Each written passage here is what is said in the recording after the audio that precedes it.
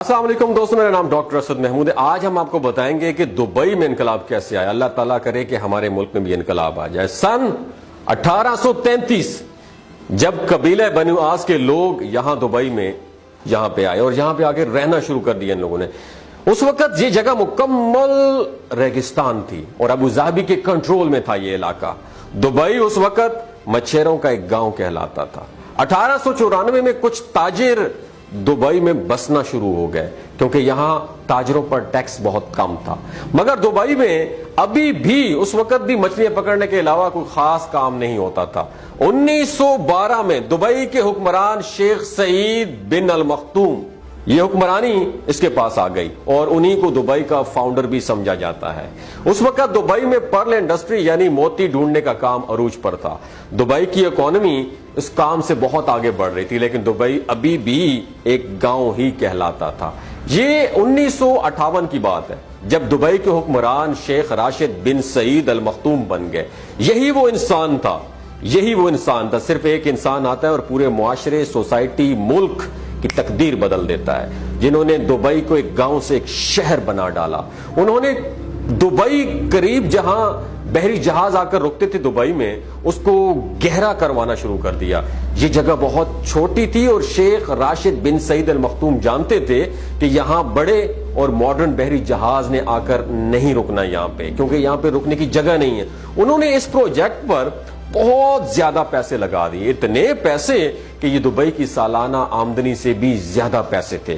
اس کے لیے انہوں نے قرضے بھی لیے اور یہ بہت بڑا رسک تھا، لیکن شیخ راشد جانتے تھے کہ اس پروجیکٹ سے دبئی کی اکانومی پر بہت گہرا اثر پڑے گا، اور یہ پلان واقعی میں کامیاب ہو گیا۔ اب دبئی میں بڑے سائز کے بحری جہاز بھی آ کر رکنے لگے، اس سے دبئی میں گولڈ مارکیٹ بھی پھیلنا شروع ہو گئی۔ شیخ راشد اکثر یورپ اور انگلینڈ جایا کرتے تھے اور وہاں پر بنائے گئے انفراسٹرکچر سے بہت انسپائرڈ تھے، خاص طور پر لندن سے۔ ان کو لندن کی سڑکیں اور وہاں پر بنی گئی انڈر گراؤنڈ ٹرین سسٹم بہت متاثر کرتا تھا۔ ان کے دل میں بھی یہی خواہش تھی کہ دبئی ایک دن ایسا ہی ماڈرن شہر بن جائے۔ شیخ راشد نے دبئی کو ایک شہر کی شکل دینا سٹارٹ کر دیا۔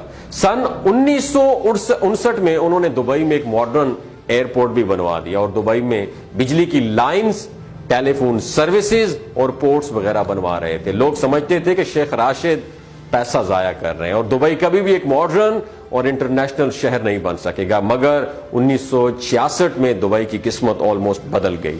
یہ وہ سال تھا جب دبئی میں آئل ڈسکورڈ ہوا، لیکن یہاں کے تیل کے ذخائر اتنے نہیں تھے۔ شیخ راشد نے بہت ہی عقل مندی سے اس بات کو سمجھا کہ دبئی صرف آئل ڈیپینڈنٹ نہیں رہ سکتا۔ انہوں نے اس وقت کہا تھا کہ میرے پاس ایک اچھی خبر ہے اور ایک میرے پاس بری خبر ہے۔ اچھی خبر تو یہ ہے کہ دبئی میں تیل ڈسکورڈ ہو گیا ہے، اور بری خبر یہ ہے کہ یہ تیل بہت تھوڑا ہے۔ اس لیے انہوں نے اس تیل کا استعمال کر کے دبئی میں دوسرے پروجیکٹس بنانا شروع کر دیے۔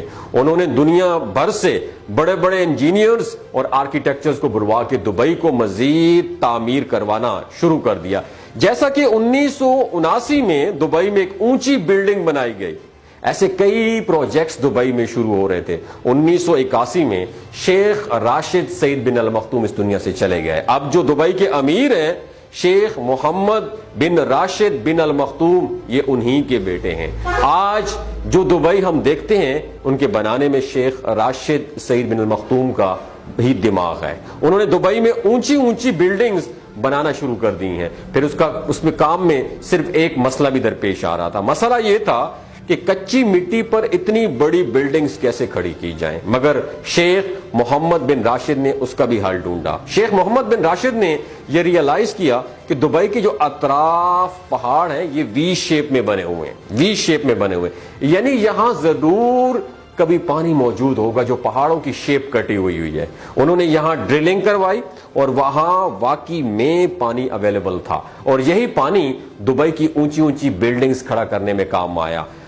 جہاں باقی عرب ممالک جو تیل کی دولت پر اپنا ملک چلاتے ہیں، وہیں شیخ محمد بن راشد جانتے تھے کہ دبئی کو تیل پر زندہ نہیں رکھا جا سکتا۔ آج بھی تیل دبئی کی اکانومی میں صرف 1% کنٹریبیوٹ کرتا ہے، باقی 99% پیسہ دبئی کاروباری سرگرمیوں سے ارن کرتا ہے۔ شیخ محمد بن راشد کی ویژنری پلاننگ اور عقل مندی کی وجہ سے یہی ہے کہ دبئی آج اتنا امیر شہر ہے. انہوں نے دبئی میں ایک ایسی چیزیں بنانا شروع کر دی ہیں جن کی وجہ سے پوری دنیا کا دھیان دبئی کی طرف ہونے لگا. جیسا کہ دنیا کے سب سے اونچی عمارت برج خلیفہ، دنیا کے بڑے بڑے مالز میں سے ایک دبئی مال، عالی شان ہوٹلز اور آرٹیفیشل آئی لینڈ دبئی کی آئرلینڈ ایمریٹس آئرلینڈ، یہ دنیا کے بہترین ایئر لائن میں سے ایک ہے. یہ ساری اٹریکشنز تھی جو لوگوں کو دبئی کھینچ کر لاتی رہیں. دبئی میں بہت سے فری زونز بھی ہیں جہاں ہر قسم کی ٹیکس چھوٹ دی جاتی ہیں جو دنیا کے بڑے بڑے بزنس مین کی توجہ اپنی طرف کھینچتی ہیں. یہ فری زونز دبئی کی اکانومی کا 20% حصہ بنتے ہیں جہاں تقریباً 1.5 کروڑ کے قریب لوگ نوکری کرنے کے لیے آتے ہیں. دبئی میں آج 80% کے قریب وہ لوگ ہیں جو باقی کنٹری سے دبئی میں آ کر سیٹلڈ ہیں.